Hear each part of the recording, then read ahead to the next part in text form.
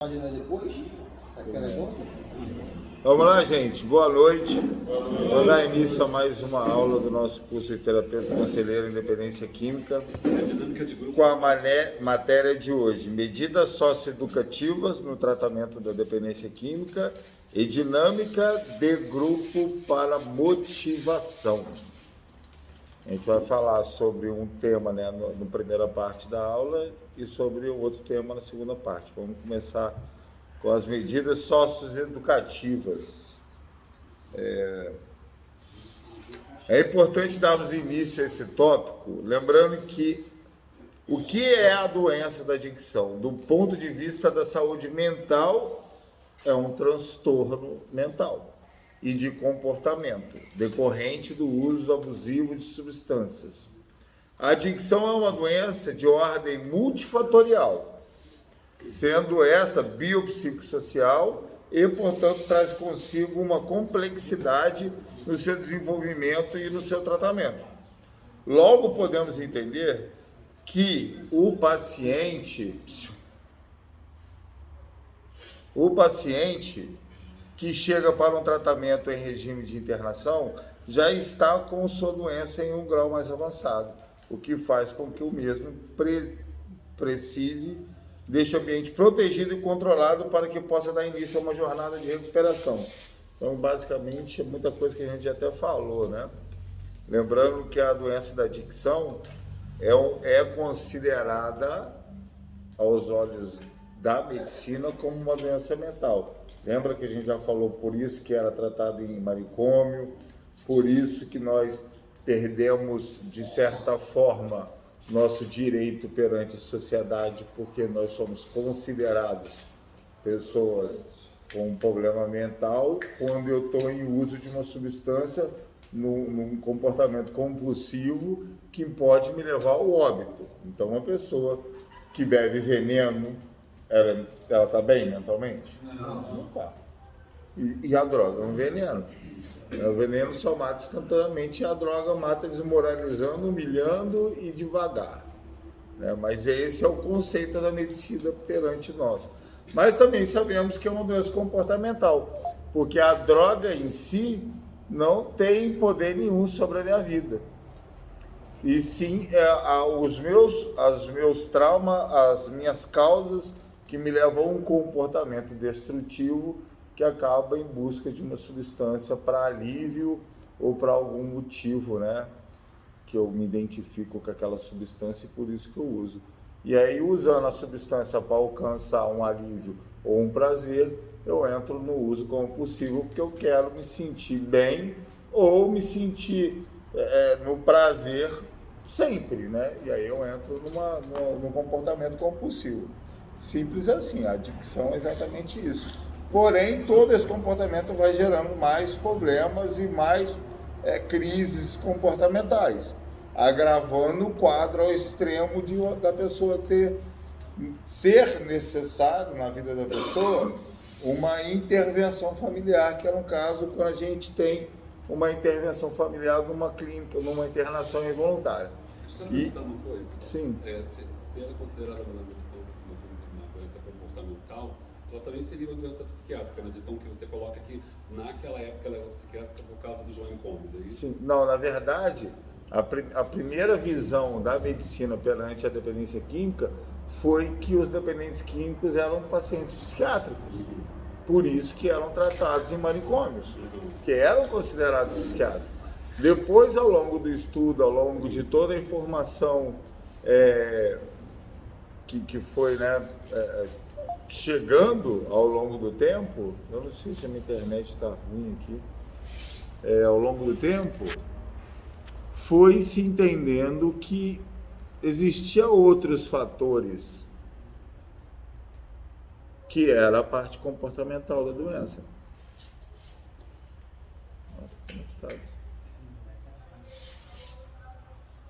E aí, a gente está falando sobre medida socioeducativa no tratamento da dependência química. O que acontece? Aí a gente já vê lá do início, onde a gente falou que teve uma intervenção. A pessoa está em uso compulsivo de uma substância, destruindo a vida dela, colocando a vida dela em risco e de outros. E aí ela precisa de uma medida socioeducativa, que é realmente a intervenção que você pega o indivíduo, tira ele do habitat dele de destruição, né, para colocar ele num lugar seguro, onde não tem substâncias, onde ele fica protegido e monitorado, como se fosse uma UTI, né? Bota o cara lá numa UTI vigiado 24 horas, até a estabilização do seu pensamento, da sua parte mental, da sua parte comportamental, para aí sim começar a trabalhar com esse indivíduo, buscando resolver as causas, né, de todo aquele descontrole, de toda aquela compulsividade, de todo aquele comportamento destrutivo. Isso, a internação, é uma medida socioeducativa. Entendeu? Claro que é uma medida já ao extremo, né? Porque existem outras. Quais são as outras? É que a gente estudou ontem. Ontem de noite acabou que a gente falou tanto sobre os modelos de tratamento que depois eu dormi pensando nisso. Se você parar para analisar a aula de ontem sobre todos os modelos de tratamento, né, que existiu, hoje em dia nós temos um modelo de tratamento que é um pouquinho de cada. Porque nós usamos o modelo aristotélico porque esse confronto moral que todo palestrante, todo terapeuta faz com o paciente, que é tentar mostrar para ele o quanto ele está errado, o quanto ele está com um comportamento obsessivo compulsivo, o quanto ele não está enxergando o problema dele, o quanto ele precisa de enxergar que ele estava errado, para ele poder corrigir. Porque se eu continuo racionalizando as minhas atitudes, se eu continuo achando que eu estava fazendo certo, eu não mudo. Então tem que existir um confronto, e isso é o modelo aristotélico, que quando eu entro, eu mostro a pessoa, né, num confronto do que é o certo e o que é o errado, para ele mesmo encontrar o ponto correto e corrigir as atitudes dele. E aí, se você for ver o modelo Sinanon, o modelo Minnesota, tudo tem um pouco nesse modelo de tratamento hoje. Tudo, todos os modelos estão hoje em dia. E aí, por isso que a gente tem hoje em dia um tratamento que tem atingido uma porcentagem de êxito muito maior do que nunca houve na fase, de todas as épocas de tratamento de dependência química, nunca houve uma taxa de 15% a 20%. É uma evolução dos outros métodos. Nunca chegou a 5%. Nunca. Entendeu? Porque antigamente se tentava o método, não conseguia, partia para outro, e partia para outro. E aí todos tinham deficiência. Porém, o tanto de insistência nesses métodos, acabou que hoje em dia a gente formou esse método, esse modelo de tratamento, ao qual a gente usa todos. E aí sim a gente consegue trazer o paciente, o dependente químico, que está descompensado, de alguma forma perdido nos seus pensamentos, nos seus comportamentos. Hoje em dia a gente consegue estabilizar essa pessoa, conscientizar ele de uma maneira muito mais leve, né, e mais assertiva, de que ele tem um problema, mas que é possível ser resolvido. Basta ele querer ouvir e seguir todas as ferramentas que ele aprende, e aí sim a gente consegue colocar esse indivíduo de volta na sociedade com conhecimento suficiente para aprender a lidar com os problemas diários dele. E essa percentagem de 15% a 20% é de quê? De recuperação. Com esse mix? Sim. Hoje em dia a gente consegue uma taxa de 15% a 20% por causa de todos os modelos juntos, ministrados, né, em toda parte. Só que aí é onde eu falo, né, eu estava falando Carlos Bianco agora, o que a gente estava falando do curso. O curso é só um curso básico preparatório para o começo de uma época de aprendizado. Vocês vão ouvir no curso um pouco de cada coisa, mas para vocês estruturarem, terem material, terem autoridade para falar, para questionar, para lidar com todas as situações, é necessário muito tempo de estudo. Na verdade, o terapeuta, quanto o psicólogo, tanto o médico, o advogado, eles nunca param de estudar. Que lê muito, né? Você tem que continuar fazendo cursos. E hoje em dia, com a internet, é uma maravilha, gente. Gente, nessa pandemia aí, rapaz, eu fazia curso, mas assim, um atrás do outro. Não tinha o que fazer, cara. A praia estava fechada. Eu não podia ficar em lugar nenhum. Não estava tudo fechado. A minha esposa trabalhava. Eu tinha clínica. Então, cara, o pessoal da minha clínica não podia sair. Então, eu estava em casa, eu estava na clínica. Quando eu estava num ou no outro, eu estava estudando. Eu nunca fiz tanto curso e li tanto livro quanto na pandemia. E é onde todas as minhas ideias e todas as minhas verdades caíram por terra. Mas o bom de estudar é só se você tiver essa disposição. De você abrir a mente para estudar, para aprender a verdade. Porque talvez o que eu sei não seja a verdade. E eu preciso estar preparado para mudar de ideia. Até mesmo, se vocês não conhecem a história de Sigmund Freud, ele era usuário de cocaína. E ele defendia o uso da cocaína como estimulante mental, né?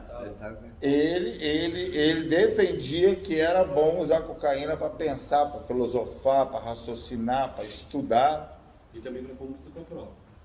Sim, não, aí depois começou a alucinar e depois se tornou dependente. Aí ele começou. Pra você ver, os caras mais inteligentes que a gente estuda, os caras tinham mente aberta. Eles eram os caras, mas eles tinham mente aberta.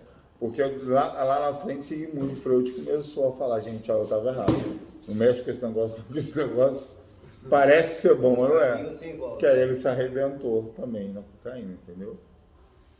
Ele vendo que aquilo até tinha alguns benefícios no começo, mas levava a causas destruidoras no final. Então, a internação é a primeira medida socioeducativa. Sim, mas só que é uma medida já no estágio grave da dependência química, né? Porque aí muitos aqui podem pensar assim, nossa, mas eu não estou nesse estágio. Talvez não. Porém, a tua família nunca ouviu falar de droga. Você chega virado doidão em casa, para eles já é o estágio grave. Entendeu? Para eles já é. E infelizmente é o que você causa, você tem que pagar também. Se você causou esse transtorno na família de vocês, agora você tem que reconstruir, reconquistar a confiança para você conseguir voltar, né? Tá dando muito problema no grupo aqui, eu não estou entendendo não. Mas... Respondendo a pergunta que ele te fez, Sr. Carlos, quando bate no primeiro passo que admitimos que ele protege perante a nossa jurisdição e que nossas vidas sejam tornadas controláveis, já chega nesse ponto ao qual tem que ter uma intervenção mesmo, porque nós estávamos num descontrole. Sim, mas, sem domínio próprio. Mas olha só, a medida socioeducativa tem vários estágios antes da internação. Entendeu? Para você ter uma ideia, quando o cara chega de manhã em casa, primeiras vezes que usa, geralmente a família mesmo, ou qualquer pessoa, começa a usar o modelo aristotélico, né? Mostrando a moral daquele comportamento, né, que não condiz com a sociedade, com a ética e a moral da sociedade. Então começa-se ao confronto daquele negócio, poxa, isso é certo se chegar essa hora? Entendeu? Hoje a gente tinha um monte de compromisso e você agora está acabado, destruído, não vai conseguir comprar um compromisso, então gastou dinheiro. Cadê a sua moral de homem responsável que agora não vai ter como marcar suas despesas? Então já é as medidas socioeducativas desde o começo do uso, quando as pessoas tentam te alertar de alguma forma do seu comportamento errado. Você já vem sofrendo medidas socioeducativas, até mesmo pela sociedade, numa crise de consciência que eu sei que eu estou fazendo algo que as pessoas não fazem e que aquilo vai me prejudicar de alguma forma. E muitas pessoas começam a nos conduzir a essas medidas. Só que, como todo mundo, a gente não escuta conselho, né? A gente paga para ver e só aprende com as porradas da vida. E aí, quando a vida me dá uma medida socioeducativa, é aquelas de realmente quebrar meus dentes e me jogar na lona. Né? Eu aprendo da pior forma, sofrendo muito. Vamos continuar aqui, a internação já está com sua doença em grau mais avançado, o que faz com que o mesmo precise desse ambiente protegido e controlado que possa dar início à sua jornada de recuperação, foi o que a gente falou. Aí é uma medida socioeducativa, que é a internação já no estágio grave, que precisa de botar a pessoa num ambiente seguro para ele se estabilizar mentalmente, fisicamente, espiritualmente, para começar uma jornada de tratamento. Por isso que às vezes eu falo que 3 meses, muitas vezes é muito pouco. É lógico que tem casos e casos, mas a gente sempre tem que falar num contexto geral. Porque se a maioria é estágio grave, eu tenho que falar como se fosse a maioria, entendeu? Mas cada um tem que saber que cada um tem seu estágio, tá? E aí com 45 dias desintoxica, com 2 meses, 2 meses e meio, 3 meses, o cara tá mentalmente, espiritualmente e fisicamente apto a começar um tratamento, a começar um acompanhamento lúcido, bem, fisicamente bem, descansado, né, sem aquelas crises graves de abstinência e de consciência, que é o começo da desintoxicação. E aí, nos próximos, por isso que é bom essa jornada de 2 trimestres, que é um trimestre para estabilização, desintoxicação e recomposição do próprio ser, e os outros 3 meses para realmente um tratamento bem efetivo, bem incisivo, onde essa pessoa vai aprender, vai, né, conhecer ferramentas que vai, depois do final do 3º trimestre, ela já vai conseguir restaurar a vida dela. Existe as pessoas que têm... estatística que mensure quem conseguiu, assim, de percentual se recuperar em 3 meses, 6 meses? Não tem. Na verdade, o que faz essa mensuração é o final do tratamento, que é de acordo com cada um. Por exemplo, não tem como você estipular um tratamento, um tempo de internação para o Carlos Bianco, que tem um problema bem mais no início, né, e só com uma droga, do que comigo quando eu cheguei na casa de recuperação em 2011. Não tem como você me tratar e tratar ele da mesma forma. E nem muito menos estipular o meu tempo de tratamento igual ao dele. Entendeu? Por mais que a gente tenha que ter uma linha, porque é da maioria, mas existe, cada um tem o seu tempo. E claro também que eu posso ficar internado junto com o Carlos Bianco, com 3 meses, eu que sou um paciente grave, sair bem, porque eu me dedico ao meu tratamento, e ele não, fica 6 e sai recaído. Porque também depende do indivíduo realmente entender essas medidas, absorver isso na vida deles e mudar, realmente agregar isso na vida. Entendeu? Uma das coisas mais frustrantes para o terapeuta é que nós podemos fazer de tudo, porém sempre vai haver a decisão do paciente de aceitar, mudar, querer, e aí vai depender dele. Então eu preciso de entender que eu faço a minha parte, entendendo-se que tudo que eu ajudar, que eu fazer, vai agregar na vida dele de alguma forma para ele encontrar uma nova maneira de viver. E eu não posso ficar olhando lá na frente os resultados, eu tenho que ficar vendo o que eu estou conseguindo ajudar a pessoa no hoje. Né? O amanhã já não pertence a mim. Peraí, deixa eu ver onde eu estou aqui que eu me perdi. E de uma importância, o profissional saiba como manejar esse processo de redução para o paciente, que por sua vez vem de uma dinâmica comum ao processo da adicção, e que é a ausência clara de limites, regras e consequências. Muitas vezes essa disfunção já o acompanha de longa data, e em grande maioria dos casos é reforçado no ambiente familiar disfuncional, que é característico do quadro amplo que se refere à doença da adicção. Isso eu sempre falo muito, né? Que nós somos produtos mal acabados da nossa própria vida. Eu sou o produto disfuncional de uma família disfuncional, de um sistema que eu fui criado disfuncional. Aí é onde eu falo, eu tenho que me culpar, eu tenho que ser homem para puxar as rédeas da responsabilidade sobre a minha vida, porque mesmo eu entendendo que eu não tive tanta culpa pelo que eu me tornei, mas eu sou responsável hoje por quem eu vou me tornar. Então não adianta justificar, sendo que hoje tem que ser eu a tomar a decisão. Se eu ficar justificando, a única coisa que eu vou conseguir é ficar não resolvendo meus problemas, culpando os outros, me fazendo de vítima e continuando usando droga. É isso que eu vou conseguir. Na verdade, a recuperação do indivíduo vai muito do amadurecimento dele. Entendeu? Porque a pessoa precisa realmente amadurecer e entender que eu não posso ficar como uma criança justificando os meus erros por causa dos outros.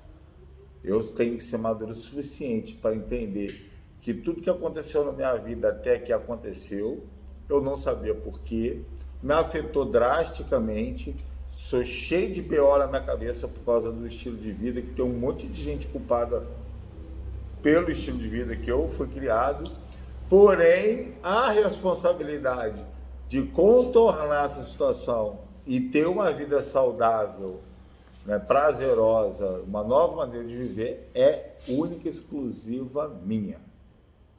Então eu preciso deixar meu passado para trás, entender que, né, aconteceu, fazer diferente agora no meu presente para ter um futuro diferente.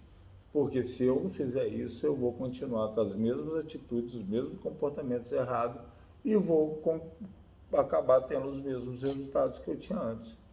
Na verdade é muito simples, é muito simples. Na teoria é uma maravilha também. Agora, eu enfrentar todos esses BOs dentro de mim e superar eles que é o problema. A minha maior dificuldade na minha vida foi eu superar a maneira que eu fui criado, a maneira agressiva que eu fui criado, né? Eu me tornei uma pessoa agressiva porque eu fui criado com muita agressividade. E eu potencializei ainda muito mais do que eu recebi. Eu costumo dizer, se você for se você for tratado numa comunidade terapêutica onde as pessoas são acolhedoras, amorosas, pacientes, se você se tornar um terapeuta, você vai ter esse estilo, ou se tornar uma equipe, você vai ter esse estilo de tratamento foi da forma que você foi tratado. Agora, se você for tratado pela primeira internação de uma maneira ríspida, com muito rigor, muita medida, né, disciplinar, agressiva, se você se tornar equipe, na sua cabeça é aquilo que funciona. Você vai se tornar um líder, uma pessoa da equipe agressiva, do mesmo jeito que você foi tratado. Nós somos assim. Nós somos seres biológicos influenciáveis exteriormente ou interiormente. O meu ambiente me interfere para o que eu vou me tornar. Se eu quero ser algo, eu preciso me colocar já num ambiente propício para aquilo. Eu quero ser uma pessoa honesta, não usar droga, não beber, e aí eu vou ficar andando em boca de fumo com ladrão e dentro de boteco? Não tem como. Porque aquele ambiente vai me influenciar. Então isso tudo faz uma certa dinâmica com essa questão das medidas socioeducativas. Porque muitas vezes eu me coloco em situações que me influenciam ter comportamentos que eu nem queria ter. Aí eu sofro medidas sobre aquilo e começo a não entender o porquê disso tudo. E aí eu começo a ter esse monte de comportamento perdido, né? Sem saber o que está acontecendo, até no momento que eu preciso de ter uma intervenção. Bom, esse conceito, assim como diversos outros, devem ser ressignificados durante o tratamento. E por isso cabe ressaltar a importância do trabalho em equipe, pois o resultado só se dá mediante interdisciplinaridade, que é esse monte de questão de disciplinas, de equipe multidisciplinar, que ajuda o indivíduo a lapidar, a reconstruir todo o seu comportamento. E eu vou te falar, é um ambiente incrível para pessoas que estão com um comportamento corrompido, tá? Pessoas que perderam a noção do certo e do errado, porque se você parar bem, a gente perde a noção do certo e do errado, de tudo. A gente dorme de dia e fica acordado de noite, a gente toma café meia-noite e janta às 8 horas da manhã, né?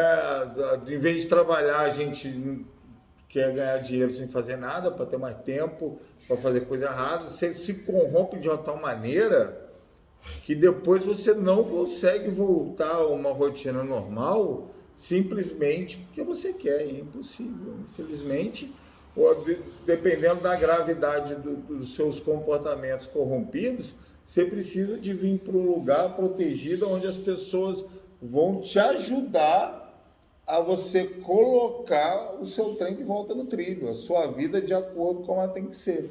E olha que interessante, aí você vê um cara com esses comportamentos para um lugar onde tem horário para tudo e pessoas que me fazem eu cumprir o horário. Eu não preciso nem de relógio para ter uma vida completamente pontual em todas as atividades. Verdade.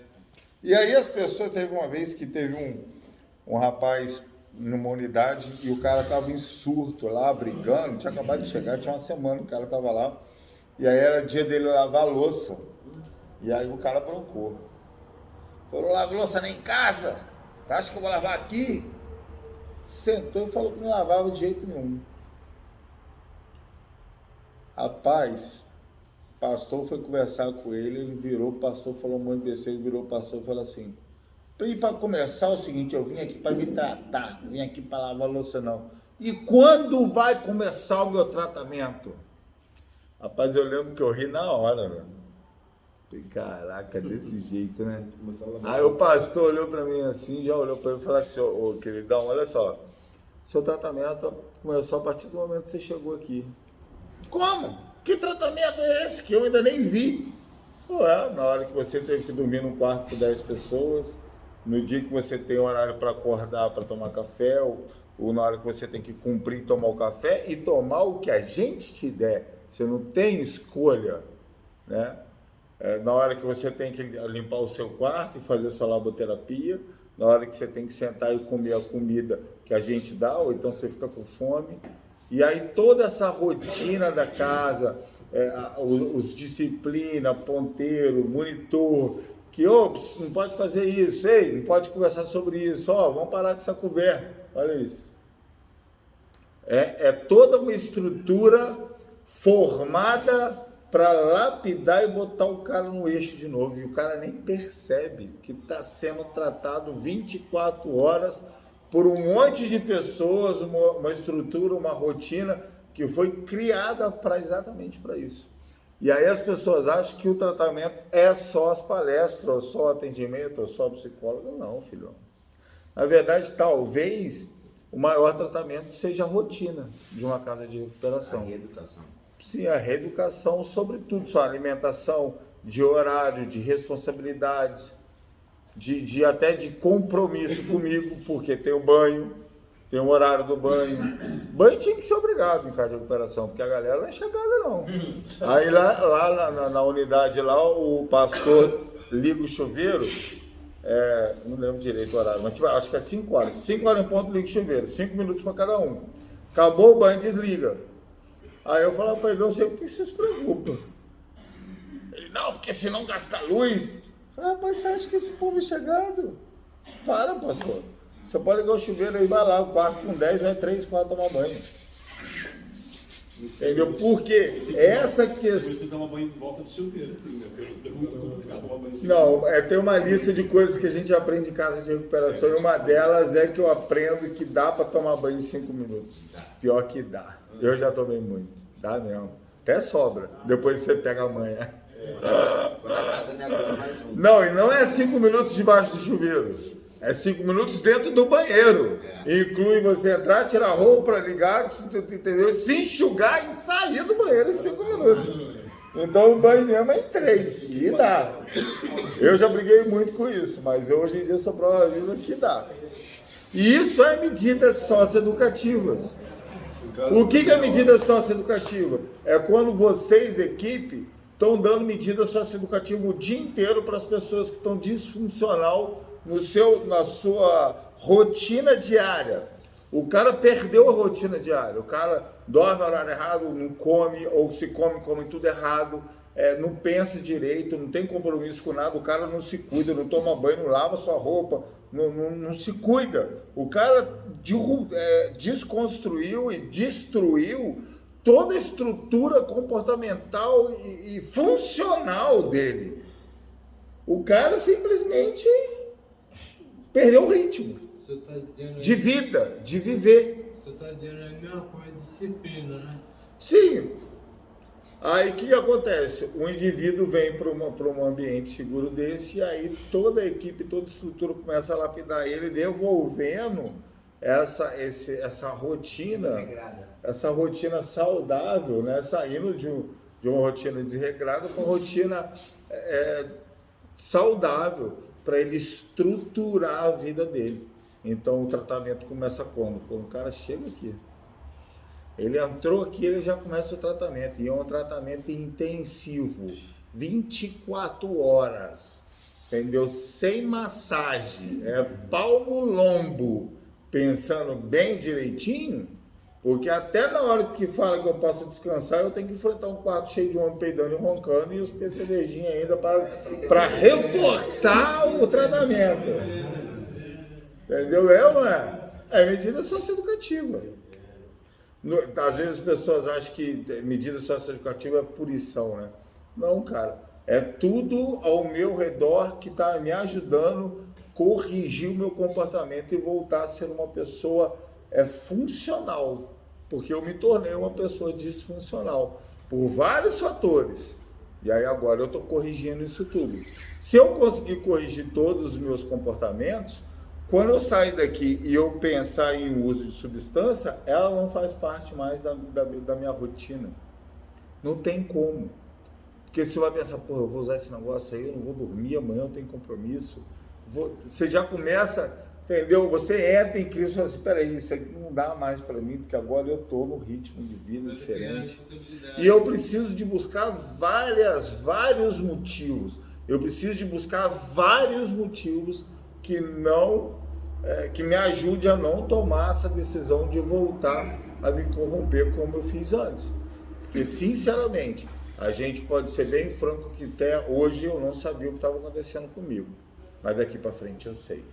E aí, cara, se você voltar a usar, já é burrice. Porque até então, pode ser que você não sabia o que estava acontecendo. Mas agora você sabe. Então, agora eu preciso de ter uma postura. Agora eu preciso de entender que, pô, peraí, agora eu sei que é possível, eu sei que existem coisas que eu preciso lidar, então vamos virar homem, vamos enfrentar os problemas, vamos resolver situações, vamos corrigir os comportamentos para que nunca mais aconteça isso na minha vida. Normalmente o paciente está acostumado com a ausência de regras, isso tudo a gente já falou, geralmente é o que eu falo, tá, gente? Eu falo muito na hora que eu leio, eu já passei por isso. Ausência de regras ou com regras flexíveis, o suficiente para serem burladas ou negociadas através de manipulação e vitimismo. Você pode ver que a maioria manipula, se vitimiza para conseguir alguma coisa. É o comportamento corrompido. Na verdade, o mundo ele é feito de meritocracia, né? Eu preciso fazer por onde conquistar as coisas. E aí, com esse meu comportamento destrutivo, disfuncional, eu começo a achar que é um paradigma também, que eu consigo o que eu quero manipulando as pessoas, me fazendo de vítima, me fazendo de coitado, tentando persuadir a pessoa para fazer o que eu quero, mas eu não faço por onde conquistar aquilo. E isso é errado. E aí é onde a gente sempre fala que não consegue manguear mangueador, não consegue manipular eu. Porque a minha função é mostrar que a pessoa tem que parar de manipular as coisas e sim fazer por onde. E sim mudar o comportamento e conquistar as pessoas da maneira correta que é para ser. Sim. Através do seu comportamento correto. Os direitos e os deveres? Não, nem tanto. Na verdade, muitas pessoas acham que só parou de usar droga é merecedor de mérito, e não é. Na verdade, você está fazendo mais do que a sua obrigação. Então, eu parei de usar droga, eu tenho que fazer o que eu quero. Vai voltar a usar droga, tá, filho? Vai voltar. Porque vai se frustrar. Vai se frustrar, e aí, olha a nossa cabeça, tá, gente? Eu também pensava assim, já que não vai fazer o que eu quero, então eu volto a usar, que aí você vai ver como que eu viro bicho. Vou ali, já vou voltar loucão, aí vai ver. Mas, pô, cara, aí é aquela filosofia lá de Freud, né? Que eu tô bebendo veneno esperando que o outro morra. Quem vai morrer sou eu que estou acabando com a minha vida e estou perdendo também o direito de responder pela minha vida, porque eu estou me mostrando uma pessoa insana, a qual daqui a pouco vai ter uma intervenção na minha vida e se internar de Um novo. exemplo bom foi a ligação que eu tive com minha irmã hoje sobre o curso, que ele estava fazendo o curso, e disseram que só o tratamento em si, o fato de eu estar aqui sem estar usando as drogas, não são ferramentas suficientes para estar lá fora, enfrentando o mundo, e que o curso me ajudaria a ter outras ferramentas melhores, mais aperfeiçoadas. Exatamente, na verdade a gente precisa, foi o que eu falei antes, a gente precisa de buscar tudo que possa me ajudar a fazer ou a tomar decisões corretas na minha vida. Eu não posso me submeter a uma vida que eu não estou satisfeito mais. Eu vai aprender mais de mim. Entendeu? É o que eu sempre falo. Sabe o que acontece? Pessoas que ficam internadas há muito tempo começam a chamar o urubu de meu louro. Né? Perde o padrão, né? Porque fica aqui só no meio de homem, vê uma mulherzinha mais ou menos, a mulher ainda olha para ele e apaixonou. Só que aí depois que você sai da clínica e vai para o mundo, você começa a ver que outras começam a te olhar e o seu padrão começa a se estabilizar. E aí você chega em casa, olha para a mulher que você arrumou na época lá que você estava com o seu parâmetro, né, caído, a autoestima para baixo, fala, eita, mas é feio, hein? Ah, só fumar uma pedra para aguentar um trem desse. Entendeu? Na verdade, cara, tem tudo a sua hora. Eu preciso de entender que eu não posso resolver certas coisas na pressa do momento. Eu preciso de buscar coisas significativas, coisas que realmente vai fazer. Se eu almejo ter uma pessoa assim, assim, assado, eu preciso de ir em busca dela e ter paciência até conquistar, não aceitar qualquer coisa. É a mesma coisa aceitar qualquer emprego. Você vai se frustrar e vai acabar desanimando da sua vida. E provavelmente é uma das maiores causas de todo mundo, porque a maioria também não terminou o estudo. E aí não consegue nada que realmente goste ou que realmente preencha financeiramente, emocionalmente, profissionalmente, uma profissão que almejaria. Então, por isso que eu falo muito. Que no começo da recuperação, uma das coisas importantes é eu ponderar a minha vida para saber o que eu preciso ainda de resolver e correr atrás para resolver. E, sinceramente, relacionamento é a última coisa agora. Porque relacionamento é uma coisa complicada, que gera muito conflito. E eu não estou no momento de conflito, eu estou no momento de restauração da minha vida. Por mais que eu sinta carência, mas as minhas prioridades agora não envolvem uma mulher. Se eu não sou casado, se eu não tenho relacionamento, eu não tenho que me meter com isso agora. Eu tenho que me estruturar, eu tenho que buscar ajuda. Eu sozinho eu vou ter mais tempo de ir em reunião, de buscar mais ajuda, de buscar mais conhecimento, de estudar. Hoje em dia, com acesso à internet, vocês podem fazer curso de graça aí todos os dias. Até realmente se estabilizar de uma forma, você se torne uma pessoa que realmente valha, né, a pena um relacionamento que realmente seja Benéfico. sim, entendeu? Relacionamento não é o caso da aula, mas relacionamento não pode ser uma necessidade, tem que ser uma escolha. Se você sair de uma internação e querer um relacionamento por carência, vai dar ruim. Sempre dá. Sim, acho que nem sendo uma internação, qualquer relacionamento por carência.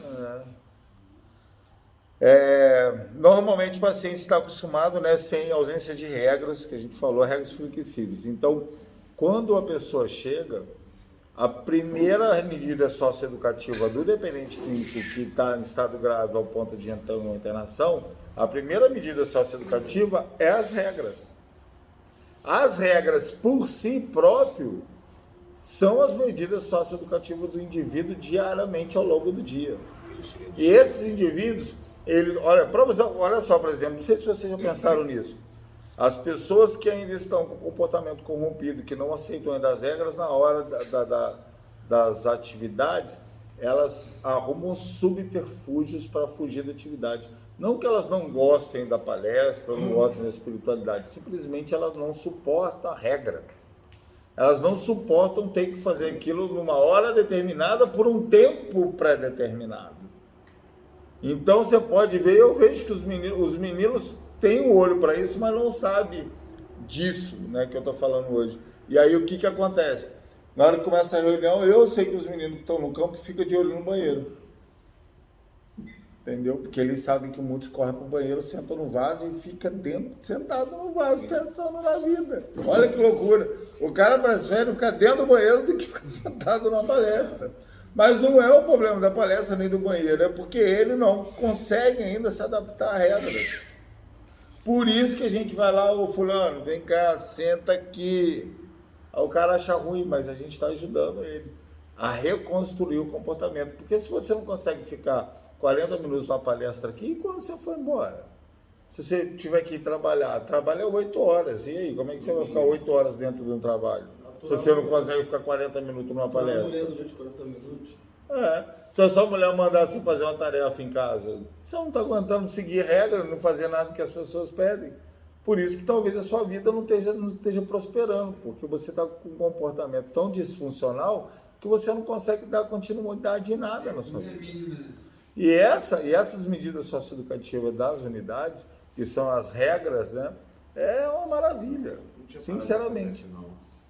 Cara, uma maior parte do tratamento é exatamente a rotina. Eu, em muitas unidades que eu tive a oportunidade de fazer a programação, todas as minhas programações são milimetricamente calculadas para realmente polir e lapidar o sujeito nessas situações. Entendeu? Eu realmente faço as coisas com os horários tão certo que a pessoa depois de um tempo ela nem percebe, mas ela vira um robozinho no horário, porque não dá espaço de uma coisa da outra, é uma atividade em cima da outra funcionando igual um relógio. E depois de um tempo a pessoa aprende a se comportar na regra. Um cara que vai bem nas regras numa casa de recuperação, você bota ele no trabalho, ele dura. Entendeu? Porque ele vira uma pessoa adaptável nas regras. Você quer ver um cara que vem para uma unidade e não tem problema nenhum? Militar. Se chegar um militar, você pode botar ele na equipe. O cara é na risca, como vocês falam. Militar é acostumado com regra. E a taxa de militar que usa droga é baixíssima. Porque os caras que são responsáveis, são catedráticos em seus horários, seus compromissos e sua organização pessoal, não tem tempo de gastar tanto tempo no uso de uma substância igual o dependente químico gasta.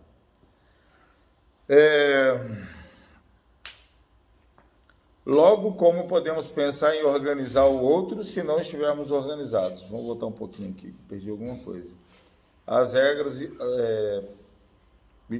Um dos pontos cruciais do tratamento é o que os profissionais tenham claro quais são as regras da instituição, pois quando isso não ocorre, e isso infelizmente acontece com muita frequência, existe uma falha de comunicação e brechas para que o indivíduo continue burlando as regras, pois cada um dos profissionais fala uma versão diferente sobre as normas, e isso traz inconsistência nas regras da instituição. Por exemplo, telefone, eu sou chato com isso, porque uma das regras da minha função, da minha parte terapêutica, é ensinar que o contato com a família é só na quarta-feira. Se eu não levar essa risca, por mais que eu queira ajudar todo mundo, eu não estou ajudando a deixar fazer ligações fora desse momento, porque isso também é uma regra. Isso também, e é uma regra, uma das que mais pule o sujeito, porque é o único contato que eu tenho para restaurar minha confiança, para falar com quem pode me tirar daqui, e é uma vez por semana. Então, essa regra vai fazer a pessoa se centrar de uma certa forma, que ele vai forjar os pensamentos dele durante a semana, por um dia da ligação ele entregar em 10 minutos que ele precisa entregar para a família dele. Porque um cara inteligente faz isso. Um cara que está em tratamento, ele faz isso. Ele pensa no que ele vai fazer, como ele vai agir, a altura do tom que ele vai falar, o que ele vai falar, porque ele precisa passar um tempo pequeno como ele está para a família dele. É isso que eu falo tanto aqui, ninguém me escuta. Porque isso é importante. Né? Mas não é o caso da aula, hoje a gente está falando sobre isso. Então, eu tinha situações que o dono da unidade chegava e deixava todo mundo falar do telefone dele. Aquilo me matava de ódio. porque ele estava desconstruindo o que eu estava construindo. Ah, mas ô terapeuta, você deixa uns aí ligar uma vez ou outra. É uma vez ou outra que eu vejo a necessidade. E porque também eu estou errado, vamos botar assim. Eu estou errado em fazer. Eu faço porque também ninguém é de ferro. Tem situações que eu fico também querendo ajudar a pessoa a se estabilizar, resolver uma situação, ouvir a voz de alguém, porque tá sofrendo muito com a ausência. E aí a gente acaba errando, fazendo errado para ajudar. Não é essa a intenção, entendeu? A intenção é eu reforçar as regras para realmente lapidar o comportamento de cada um. Há exceções. Hã? Há exceções. Mas mesmo assim errado. O certo é seguir na risca. Ligação é quarta. Nem eu, nem outros podem liberar. Porque se eu sou na risca, mas quando eu saio de folga, empresto um telefone para todo mundo, deixo todo mundo ligar, estão desconstruindo o que eu estou construindo. Verdade. E aí não funciona. E aí, na verdade, em vez de ajudar, atrapalha. Porque nem sempre ajudar é ajudar. Muitas vezes ajudar de uma maneira sem saber o que está fazendo acaba atrapalhando a pessoa. As condutas podem ser estipuladas previamente, de forma geral, mas não se pode esquecer que cada caso é um caso, e a forma como as condutas serão aplicadas podem se adaptar ao indivíduo e ao caso. Foi o que eu falei antes, sobre cada caso é um caso. Por mais que a gente tenha uma consciência geral de tudo, mas cada caso é um caso. A história é a mesma e muda o personagem. Mas a gente tem uma porcentagem maior de casos graves. Então a gente fala como todo mundo tivesse um caso grave, né? Porque é a maioria. Mas individualmente a gente sabe quem é quem e o que a gente pode fazer, tá? Olha, vocês não se acostumem a ficar fumando durante a aula, semana que vem é o Luiz, hein? Vocês sabem que não pode fumar na aula do Luiz, né? Vocês sabem. As condutas podem ser estipuladas previamente, de forma geral. Vamos só dar uma adiantada aqui, deixa eu ver se compensa ou não. Bom, vamos dar uma adiantada aqui, mais 10 minutos a gente dá para o intervalo. Para isso, precisamos entender a individualidade de cada paciente. E aí, como que a gente entende a individualidade de cada paciente? Através da anamnese. Eu não posso julgar, criticar, estipular a pessoa se eu não tenho a anamnese dela, se eu não conheço a anamnese dela. Eu preciso entender cada situação, para cada um eu ter uma... Sim, até mesmo medida socioeducativa. Por exemplo, a gente fala muito aqui, a pessoa que é psiquiátrica não adianta você dar punição, tirar cigarro ou deixar alguma coisa, porque ela não tem noção de consequência. Infelizmente, ela não adianta da medida socioeducativa nem medida multidisciplinar. Tem que realmente conversar. E eu não sei se vocês sabem como que é dessa cachorra, não tem nada a ver, não estou querendo dizer que elas são assim, mas funciona da mesma forma. Quando você vai corrigir um mau comportamento do cachorro, você só consegue fazer isso se você pegar ele no ato. Não adianta pegar o cachorro e esfregar a cara dele no xixi, no cocô, bater depois que ele já fez e saiu de perto. Porque ele não vai reconhecer o que ele fez de errado. Então, a única maneira de você corrigir, ajudar um psiquiátrico, é se no momento da ação você chamar a atenção dele. Aí você consegue corrigir aquilo. E é o máximo que dá para fazer. Ele volta a fazer. Aí um dependente químico que a gente dá as punições, aí tem coisas que prejudicam, né? Eu sempre gosto de trabalhar mais com as medidas disciplinares, que é tirar a ligação, tirar a bomboniere, tirar a visita. Eu simplesmente, eu espero ele vir me pedir alguma coisa, eu falo não por causa do comportamento dele. Que são coisas que não precisa... Não vai prejudicar, entendeu? Vai corrigir, mas não vai danificar, né? Porque se eu tiro o cigarro, eu gero uma abstinência dele e um comportamento agressivo. Ele vai sofrer fisicamente por causa daquilo. E cigarro é uma coisa complicada. Eu não gosto, mas eu já fiz isso antes, tá, gente? Eu já tirei cigarro antes. Ao longo do tempo, eu fui me aperfeiçoando em ser mais assertivo nas medidas socioeducativas. Porque a gente substitui isso pelo outro. Na verdade, o cigarro realmente gera uma dependência, né? Então é uma punição um pouquinho mais agressiva, que você pode ter um êxito ou não. Você pode corrigir ou você pode agravar. Então, na dúvida... Psiquiátrico nunca. Psiquiátrico você tem que pegar ele no momento do erro do comportamento e corrigir ele. Se já saiu do erro do momento, não adianta falar nada. Deixa e fica de olho para pegar na próxima. É o que dá para fazer. Qual o comportamento que está sendo corrigido e o porquê está sendo corrigido? Pois por mais que pareça óbvio para nós o que estamos fazendo, temos que ter em mente que estamos lidando com o indivíduo com um comportamento prejudicado e que nosso papel é de reeducar e não de juiz. Então, nosso papel, como terapeuta, como equipe, é reeducar, não julgar, não punir. Eu preciso de ir lá corrigir aquele comportamento dele, conscientizar, entendeu? Que ele está fazendo errado e que para ele ter êxito na recuperação dele, recuperar a vida dele, ele precisa de mudar aquele comportamento. Mas só que ninguém gosta de ser corrigido. E é normal. Entendeu? Às vezes, eu sinceramente, eu só começo uma discussão, né? Um confronto com o paciente, mostrando para ele o quanto que ele está errado, quando eu realmente vejo que é possível, que ele está propício a me ouvir, que talvez eu tenha uma chance de mudar o pensamento dele e ajudar ele. E aí eu vou forçando até o limite. Chega num ponto que eu falo, bom, não consegui, vou dar mais um tempo para ele, vamos ver se ele encontra o caminho. Não entra. Entendeu? Mas a gente tem que dar umas cutucadas de vez em quando para ver se a gente consegue reeducar cada indivíduo. As condutas não devem ser apresentadas de forma confrontativas ou de maneira a expressar poder. E, portanto, devem ser apresentadas com respeito e jamais de forma expositiva ou vexatória. Lembre-se de que a ideia não é punir ou expor ninguém, e sim conscientizar o mesmo do bem-estar comum, de seus direitos serem concomitantes com seus deveres e de seu senso à responsabilidade social. É fundamental que as condutas nunca sejam apresentadas de imediato ou de forma unilateral por parte do profissional. Por isso, só coloca em risco a relação do paciente com o profissional, trazendo a imagem de que a correção está sendo do profissional e não do senso coletivo. É importante para a reconstrução de crenças do paciente que ele entenda que as medidas são tomadas em equipe e não unilateralmente ou de maneiras isoladas, né?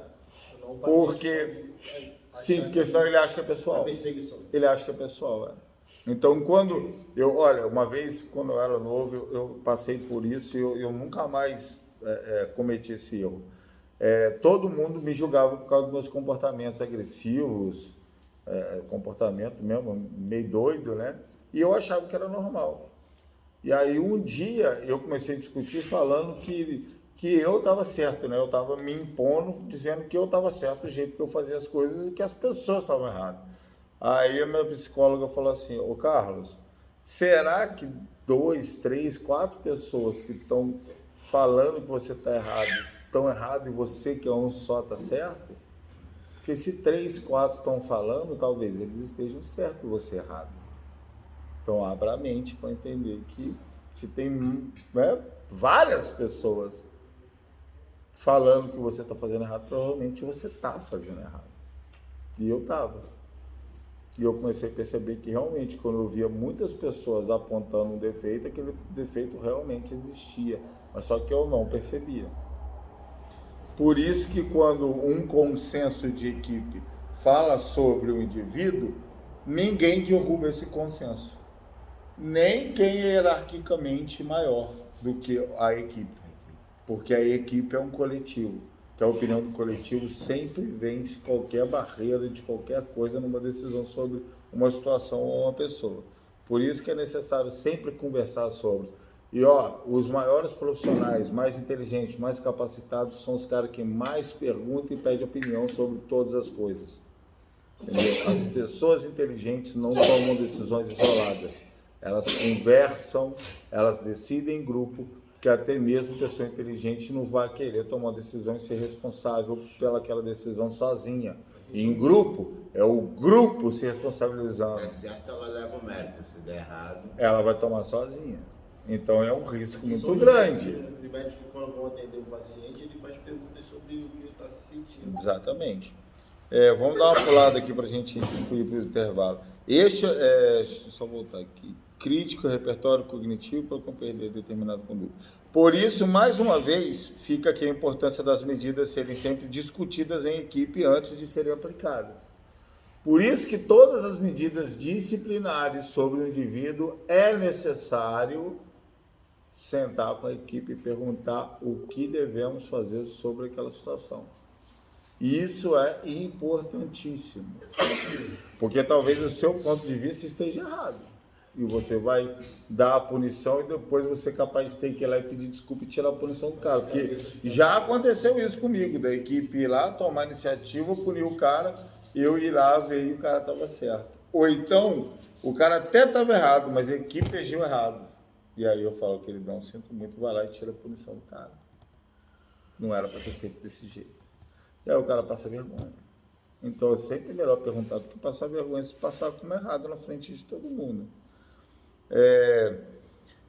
Pois existem casos onde o psicólogo, psiquiatra ou mesmo o terapeuta poderá trazer informações cruciais para a construção da conduta. Um exemplo muito típico de conduta muito mal aplicada é o ato de cortar cigarros como forma de correção.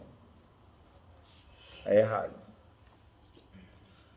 Este é um método precário e de pouca efetividade no contexto educacional, pois tem mais caráter punitivo, pois pode ser um recurso efetivo se for feito com o perfil certo de paciente da forma correta. Imagina um paciente com quadro psicótico ou com comorbidades psiquiátricas. Esses são normalmente consumidores de tabaco de forma mais intensa. Em casos assim, o corte do cigarro pode provocar uma crise e, com isso, ter um efeito completamente oposto ao que gostaria de ter ao aplicar tal conduta no indivíduo, podendo, assim, piorar o seu quadro ao invés de auxiliá-lo. Então, lembre-se de que punição não educa. Medida socioeducativa é um reforço positivo nos comportamentos bons e um reforço negativo nos comportamentos ruins. Eu preciso que ele sofra a consequência das atitudes erradas, mas sem ser punido, que aquilo também pode gerar uma rebelião, né? Uma revolta dele pela equipe, e aí nunca mais a equipe alcança mais aquele paciente. Entendeu? Beleza? Valeu, gente. Em 10 minutos aí, 15 minutos aí pra gente. A gente volta às 9h20. 9h20 a gente volta, tá?